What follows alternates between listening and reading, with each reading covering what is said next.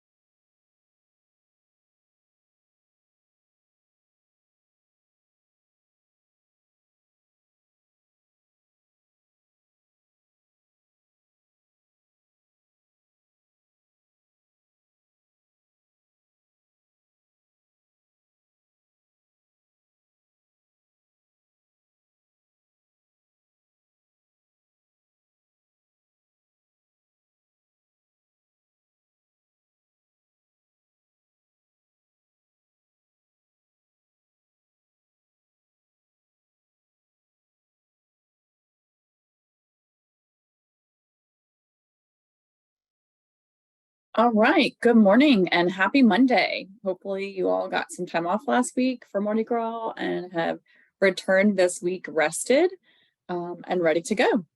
We will go ahead and get started with our certification monthly call. Today is February 27th. Oh my gosh, can't believe we're already ending that or this far into the year. I am Christy Ballou. I'm the Director of Teacher Certification, and we are going to go through some of these basic things, some certification policy updates, some processing updates, and then of course some reminders, and then the call summary. I am going to turn my camera off. I'm getting an unstable message, so let's hopefully save some bandwidth.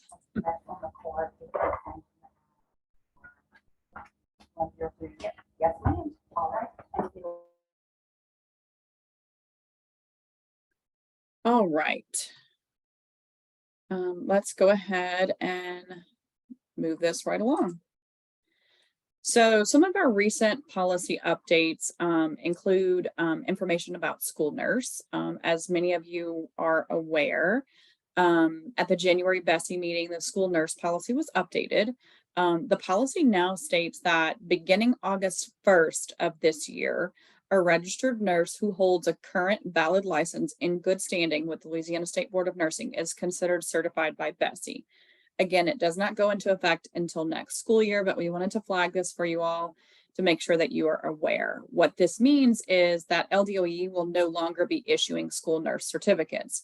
It's actually going to be up to each school district to determine if a nurse applicant is considered certified. Now, from a certification standpoint, a school nurse is still considered certified ancillary service personnel if they meet the requirements listed on this slide.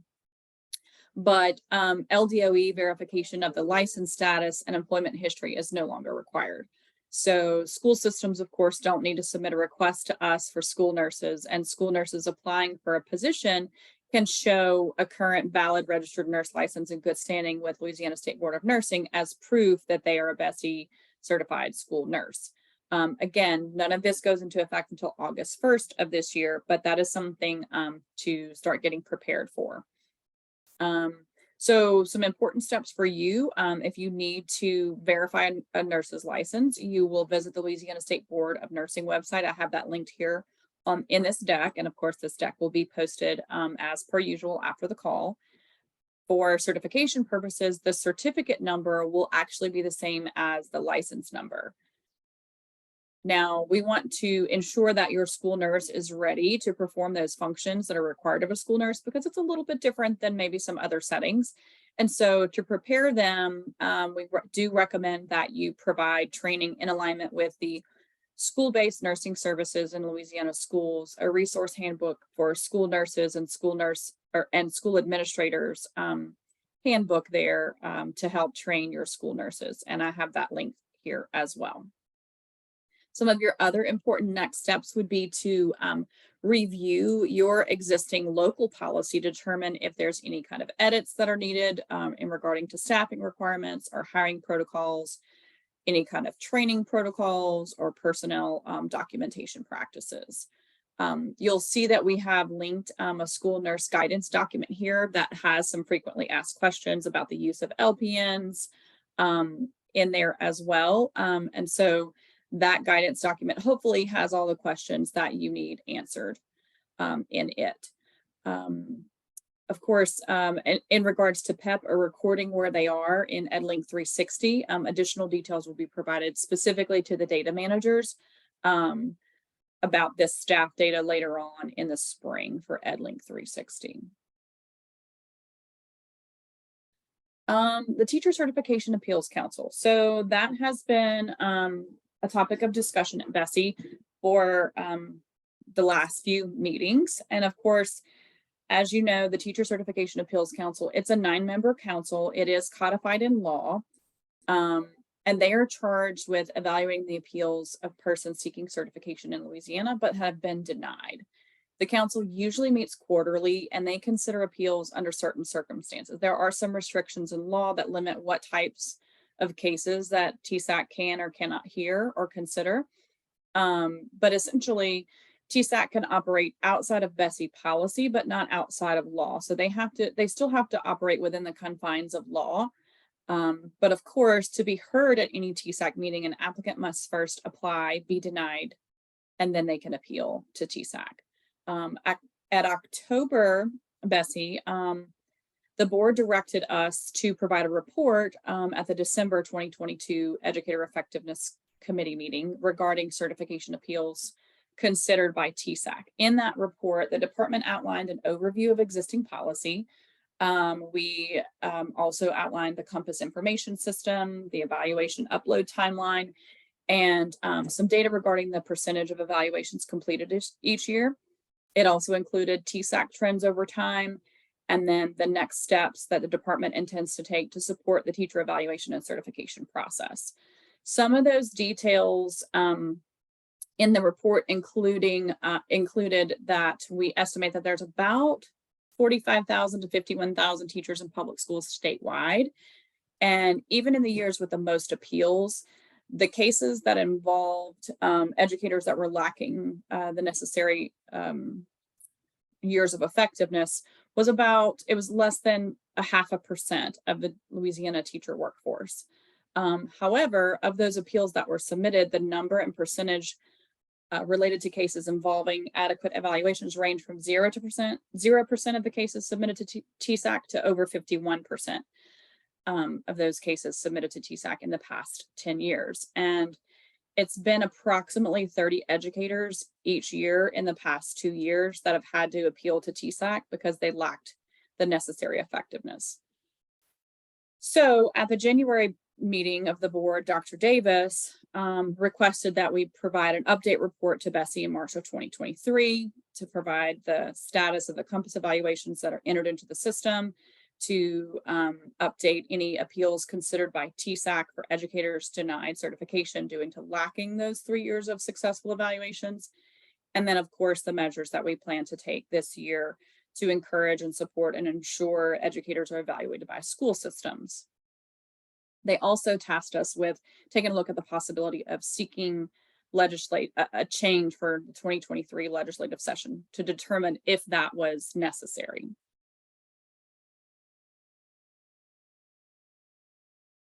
This is just an excerpt of the law to show exactly what it states. It does require that educators be evaluated annually, and it does require that an educator who has had an effective evaluation for 3 years during either the initial or the renewal process is allowed to renew a certificate. If they don't have the effective evaluations for 3 years, then we cannot issue or renew the certificate unless it's done through an appeal. We know that this went into effect in 2010, and then was fully implemented in 2012 approximately. We've looked at policy over the years to determine if there was any kind of scenario that we needed to change. And there were some scenarios that this particular piece of legislation complicates and renewing an educator certificate in some instances. So some of those scenarios that were not foreseen by policy and lawmakers that might have been included in that would have been like not teaching if an educator leaves for the care for a loved one, or raising their children, or maybe they left the state. Or there are some roles where they're serving and they can't be tied to student growth data, like curriculum coordinator, or in some instances they could move schools, or maybe they're teaching a partial year. So those were some scenarios that weren't foreseen. And since then, what we've done, where applicable and appropriate and legal, we've adopted policy to provide solutions to those common issues.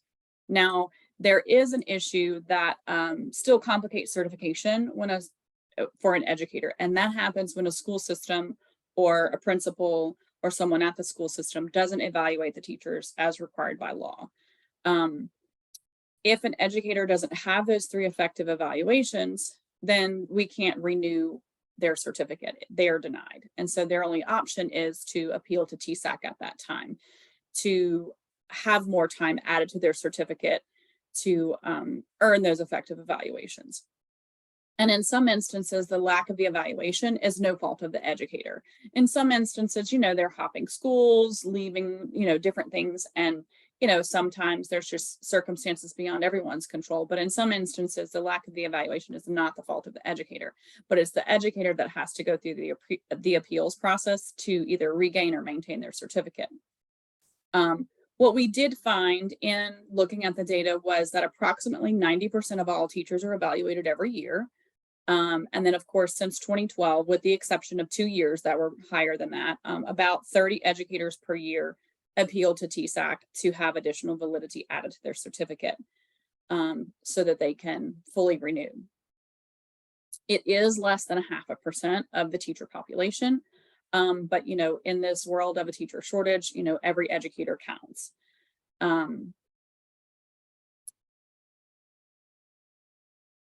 In the instances where an educator may not be evaluated because the evaluation is incomplete due to that teacher being absent for the portion of the year, or they've moved around, or something like that, of course, that would be something that would be considered, beyond the control of everyone, essentially. Most often what we see is there are some school systems that are not evaluating, or they're not entering or finalizing the evaluations in the system, whether it be technical issues or what have you, of those cases that come to TSAC anyway. And so at January, of course, it was requested that we provide some measures that the department was going to be taking. And so the measures that are listed here are the steps that we're going to be taking to help ensure and encourage that school systems are evaluating educators as required by law and policy. So we are going to continue providing support systems, both for certification and the evaluation process. We are trying to implement and build a system that will provide enhancements to both the certification and the evaluation process. We are going to continue to look across the country and gain insight into best practices that ensure that educators receive as much support as possible in the evaluation process. LDOE, of course, is going to continue notifying school systems, about the evaluation time periods, the entry for those things. But what we'll now be doing is implementing a process to notify school systems of any appeals where the school system might have been at fault, and would require some corrective measures be taken to prevent future instances. So for the TSAC meetings starting in 2023 and beyond, any school system who's found quote unquote at fault for an educator lacking the required evaluations to advance or renew will receive a letter of reprimand indicating such. And then in addition to that, we are going to be providing an annual report to BESI indicating the schools that receive those letters for not evaluating educators in accordance with both law and policy. In addition to that, like I said, we're going to be building a stronger data system to integrate with EdLink 360 to hopefully provide an integrated data solution to better support both the certification and the evaluation process. There's going to be quite a few phases of this integrated system and multiple rollouts. One of those rollouts is proposed to be later on this year. As the system is developed, we will be asking school systems for their input regarding the certification and the evaluation pieces of that system.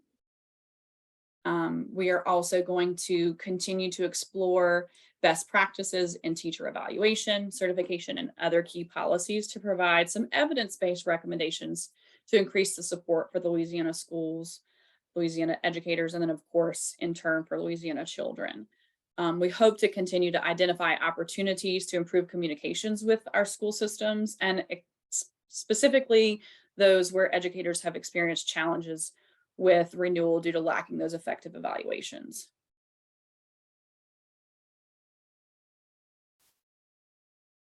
So just for your awareness, the Teacher Certification Appeals Council meetings that are scheduled for 2023, we just had one in the last week or so. In February, that's the first one for this year. We have one June 15th of this year. We also have August 31st and October 26th. And again, an educator first must apply, be denied, and then appeal.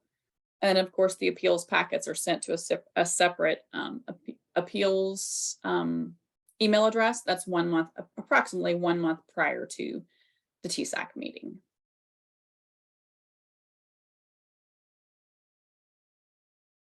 Some other changes in policy in recent months with Bessie, just as a reminder, actually, in 2021, there was some legislation around literacy that was proposed. And last year, literacy policy updates were approved regarding the science of reading competencies.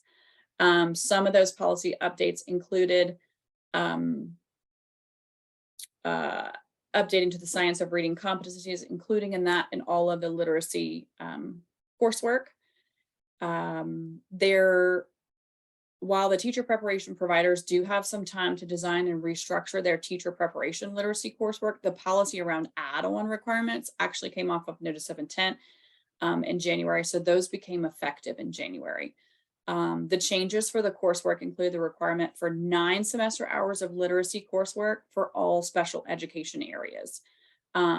Semester hours or other options, in other words, like the exam, teaching reading exam contact hours, and then potentially even the science of reading training, literacy foundations training that's been adopted by Louisiana, are options, but that's going to be determined by the method of their initial teacher preparation So if an educator was traditionally prepared, the only option they have currently, and this is something that is codified in law, is semester hours to meet these requirements. However, if they are alternately prepared, they have the option for semester hours, exams, contact hours, or the literacy foundations training. So it gets a little bit complicated and confusing, but just wanted to make everyone aware that that policy did come off of notice of intent in January.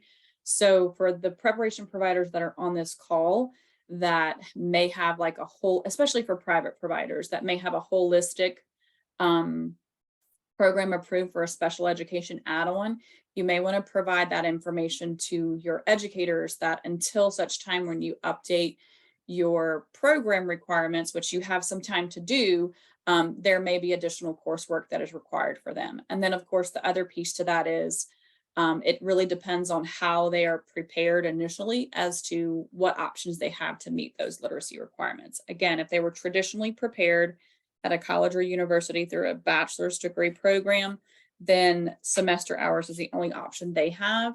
If you're alternately prepared, you have some other options as an educator. Now, we are seeking legislation this year to try and put that in alignment for no matter how you were prepared to have the options available to all educators, but it's really going to depend on what happens during this legislative session.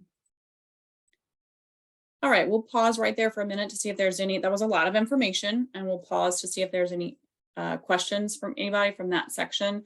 Please feel free to unmute or type in the chat.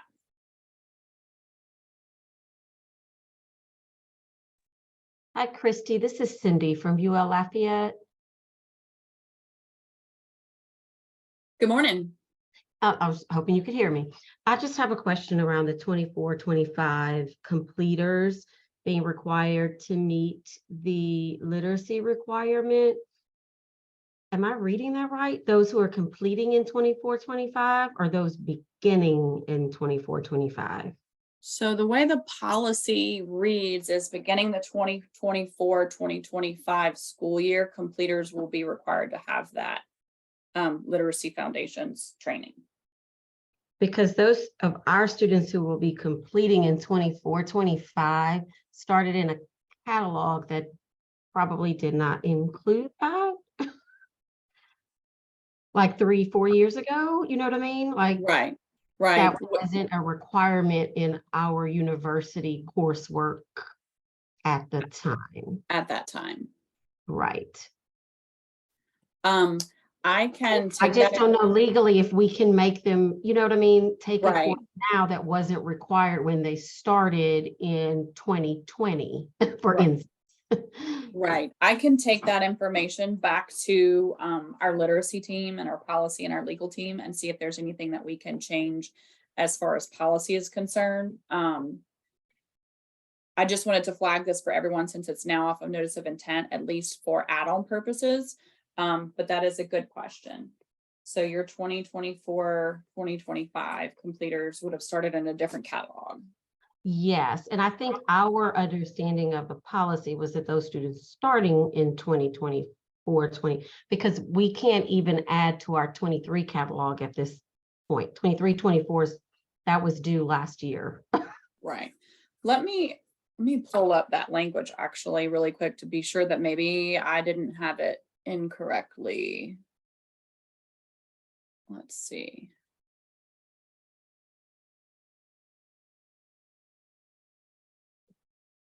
So it says, beginning with the 2024-2025 school year and beyond, alternate preparation completers are required to complete the same number of semester hours, pass the adopted teaching reading exam, or complete the BESI approved literacy foundations training. I guess that could potentially be left up to interpretation. Let me loop with legal to make sure that maybe you're correct. Maybe it is that those, I mean, it says completers that year though. I think we'll have to get back to you on that one just to be sure, but I will definitely take that to the literacy team, the policy team, and legal and see if we can get some clarification there. Thank you. Thanks for the flag. Christy, this is Eric from St. Charles Parish Schools. One of the previous slides about folks not having completed evaluations. Our biggest issue is the SLTs for a very specific group of employees. We overhire, we call them flexible placement or elementary replacement teachers, essentially overhire because we'd rather have a certified teacher, and when, say maternity leaves happen, so on and so forth, they hop around to different schools and fill in as a certified teacher. So we overhire for these positions. So it makes it very difficult to execute SLTs because they're only going to be in there for such a short period of time. With this, I don't want to get our hands slapped, but would you recommend for these folks, and these are typically brand new teachers, so they would fall in those 3 years where they need those evaluations, would you recommend upon issuance of their certification that we freeze it until they move into a traditional role? That might be an option. Another option might be, and this is something that we may need to circle up with the Compass team on, but I've participated in some conversations with the Compass team where the Compass team indicated that you can set an SLT for as short a period of time as you need to, and then adjust it across the year if needed. But that might be a more in-depth conversation that needs to be had with the Compass team. They can advise you much better than I can. I have participated in calls where they've recommended that, but I am not the Compass expert. So if that's not an option, it may be an option to freeze their certificate or as another option until they're actually the teacher of record for that, or the teacher in the classroom where they can have an SLT set to a specific group of students. Okay.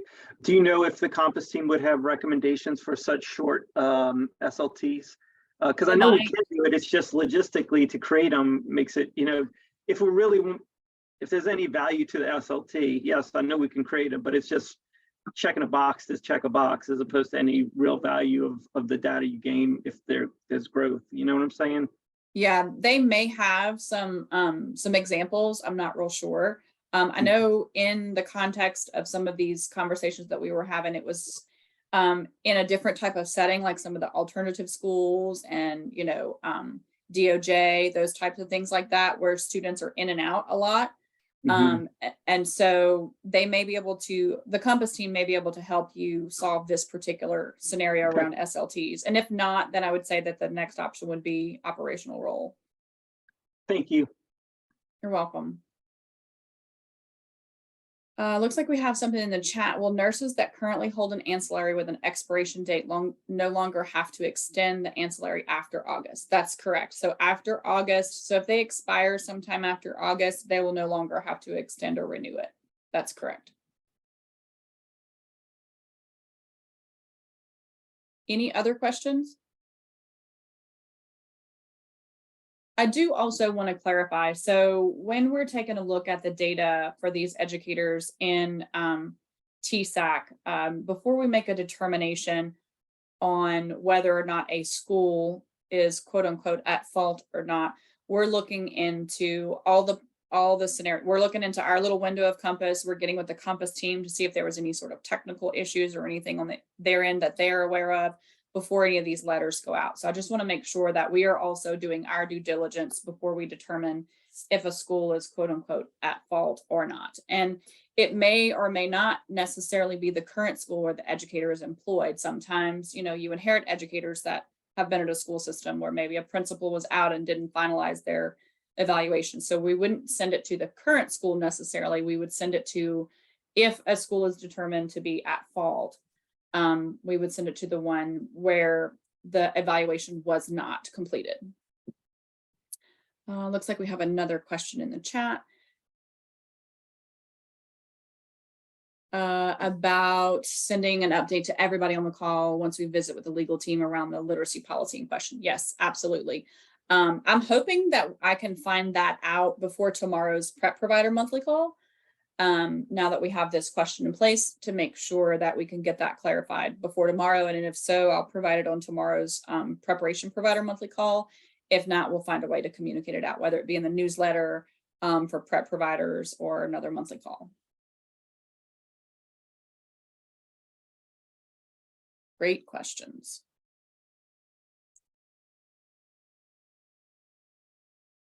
All right, so we'll move on to processing updates. So of course, this is kind of a reminder as well. We have been requiring a self-evaluation that's to be included with specific applications for probably over a year now.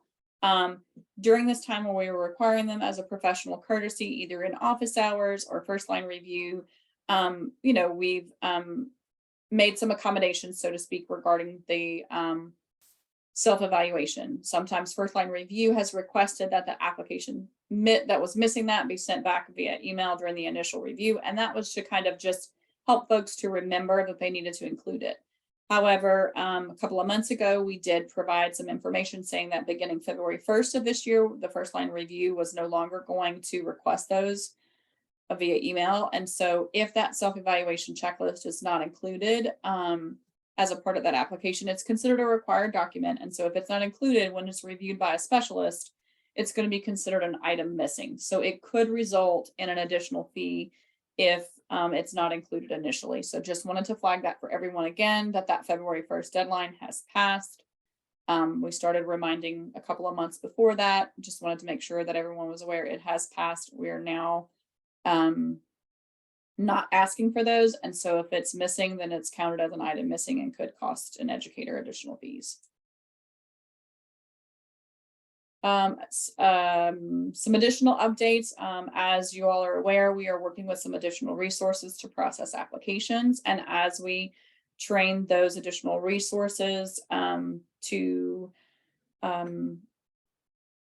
be skilled at reviewing other application types. We're processing some applications out of date order in the next few weeks and months. So some of the applications that would fall into that category would be your ECAC, your Early Childhood Ancillary Certificate, your Teaching Authorization or TAs, and your Temporary Authority to Teach or your TATs. Hopefully those application types will be dwindling down, and we can assign other application types or other procedures to these particular resources to help decrease the backlog. It's been working so far. We're down to like 4,000 something applications. So it's working so far. And we appreciate your patience in while we get this backlog down. Part of these additional resources are also helping us to analyze the volume that we receive. And they've indicated to us on a number of times that there's a significant number of applications that we receive which are incomplete or inaccurate or incorrectly submitted. I mean, we knew this anecdotally, but they're able to put some numbers to it. And so the volume received in and of itself, plus any incorrectly submitted applications, does contribute to processing time for all applications. So we're asking for your partnership. Get your educators to review their applications before they submit them to you. And then once they submit them to you, maybe have, I don't know what your staffing looks like, but maybe have someone else review them before you review them, or you review them before you submit them. And that will help to decrease the amount of processing time for all. We're hoping that as a part of the new system that we're building, it will hopefully decrease the amount of incomplete or incorrectly submitted applications by having a hard stop to not allow them to be submitted. But in the meantime, if you would review the best practices slides in the certification reminder section, it would be super helpful to us as well when we're reviewing, to be able to not have incomplete applications submitted. All right, any questions in that section?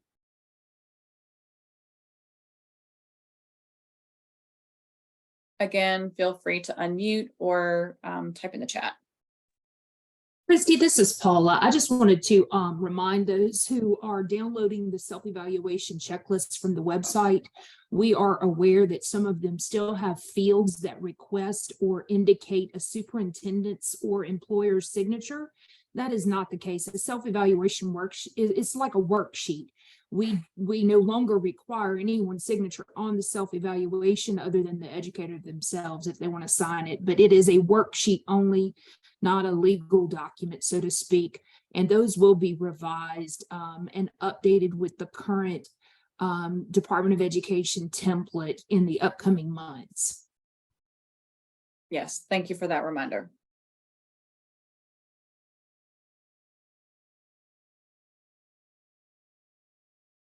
All right, I don't see any other questions in the chat, so we'll move on to reminders. Just as a reminder, remember that you can communicate with us. The quickest way to get something responded to is to submit a question in the online portal. Those are distributed across the team and responses are provided in writing, and it's usually less than 5 business days. Here lately, it's been less than 3 business days. So it's probably the quickest way to get a response. The more specific that you can be in your question, the better guidance we can provide to you and your educator. Have your educator ask the questions themselves so they can get a direct response from us if necessary. When you use the online portal to ask those questions, it does provide transparency and accountability for myself, my staff, so that we can make sure that our quality of responses is reviewed and accurate as well. And then of course it can be referred to through the user's online history that way. Again, the more details you provide, the better we can give a very specific case-specific answer for you or your educator. As many people probably have been made aware, sometimes certification is very individualized. And so we want to provide as much individualized guidance as possible. The other way that you can communicate with us, of course, is to schedule an office hours appointment. If you have an HR or a program provider account, that should be utilized for complex questions. They can be asked and answered verbally on the call. We usually try and follow up with an email as well. Sometimes there are certification scenarios that are super complex, and it's helpful to have a call about it before anything is submitted. And so we do recommend that. Of course, that is the time that you can make an expediting request during that call. If you do need more than 15 minutes, we do ask that you schedule more than one appointment. We will be, anything that's asked to be expedited, we will be doing it on that call itself.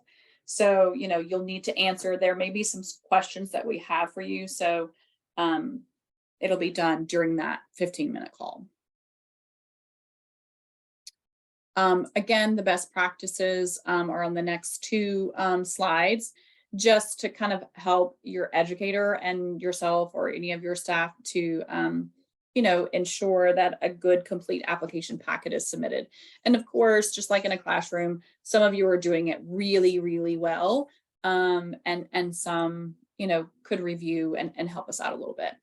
So we do ask that the educators read and follow all instructions included in the packet. We do try to break it down and give step-by-step instructions on what needs to be completed and included.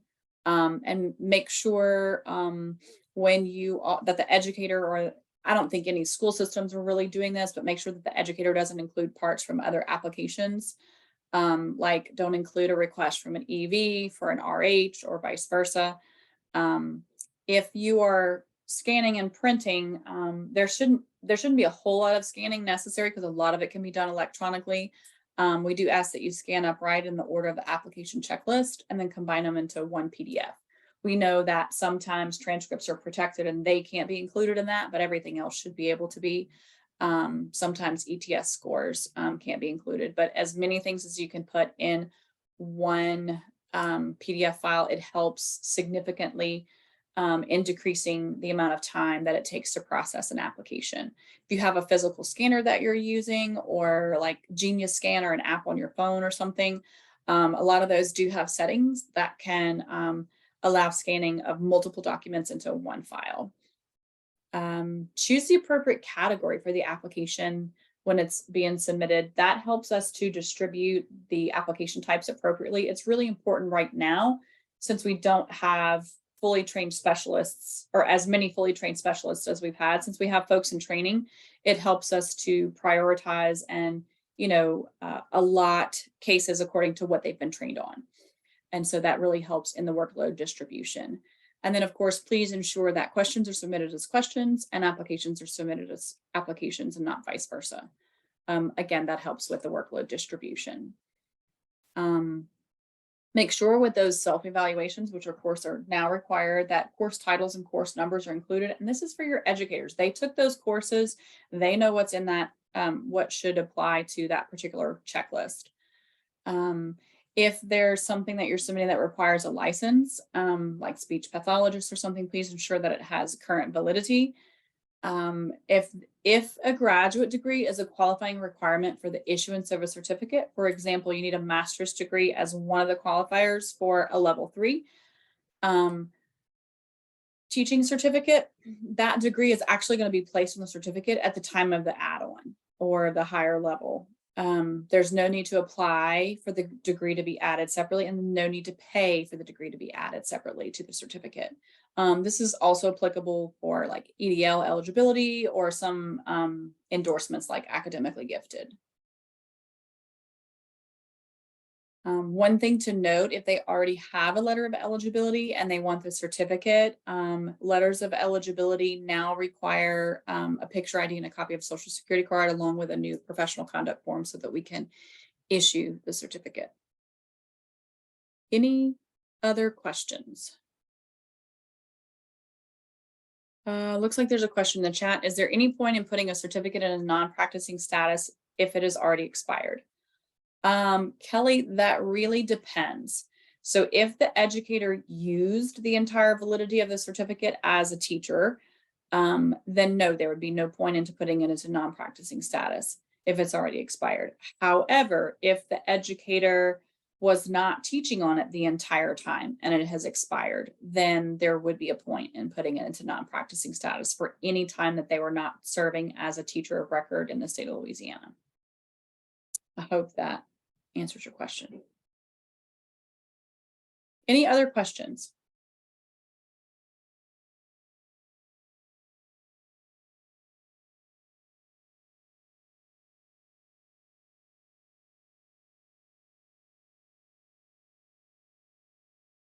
All right, so we will finish up with our important dates slide. You see that Bessie is coming up. That's March 7th is the committee meeting. March 8th is the board meeting. The 21st of March is the non-public school council meeting, and the 27th is the superintendent's advisory council meeting. You can also see that there are additional supports and resources here on this particular slide. And of course, as always, if you have any questions, please reach out in the online portal. We'd be happy to answer those for you. Thank you all for participating in today, and y'all have a great week.